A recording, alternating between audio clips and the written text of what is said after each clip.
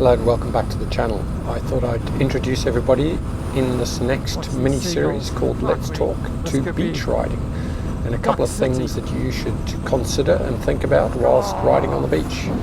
It can be risky business and you need to really be mindful of these couple of things, especially if you're riding at higher speeds like this. You don't have to ride at speeds like this, obviously, but I was having a blast and recreating a Dakar starting stage on Plage Blanche in Morocco. So you'll notice here in this clip a couple of tyre tracks in front of me, which is possibly some locals who've ridden on the beach.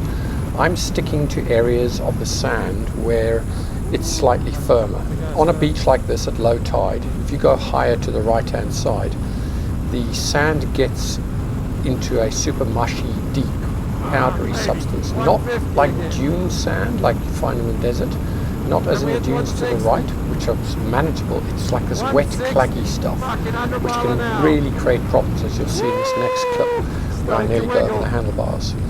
So you want to stay close to the water, but not too close where, again, you start getting spray and salt and it gets soft again. So there's this middle ground area. Here we go. This is it there. So I hit a soft patch. I was a little bit too far up the beach, and as you can see, that created quite a quick stop from fairly high speed. I actually hurt my wrist a little bit in that incident. Fortunately, I didn't go over the handlebars and I didn't come off, but it was dodgy at the time. So here I'm heading left and heading towards that firmer bit. So yeah, beware. I start hitting speeds here. I'm hitting nearly 160. I hit 164 kilometers an hour to be precise, which is just about 100 mile an hour down the beach. The bike starts to get a wiggle at those speeds in the sand, and you've got to get your body position right on the bike. So body position is pretty much the same as dune riding.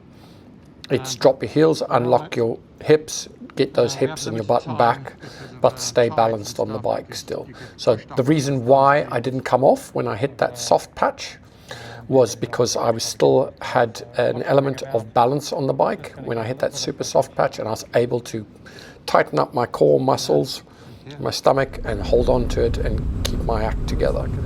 Here's a little bit further on, I think it's a day or two later, I'm riding on a different beach in Susmaso National Park.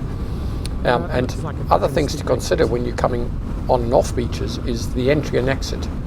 So you've got to sort of do some planning. Here I'm completely winging it, and I'm looking ahead for an exit point. You can see there's some dunes off to the right there. I'm riding along. I have to maintain my speed so I don't bog down.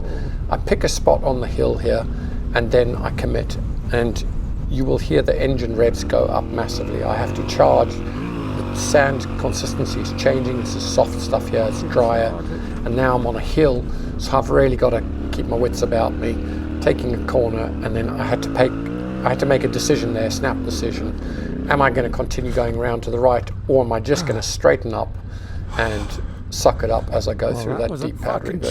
So I made the right decision in the end. Sometimes turning really sharp is tricky.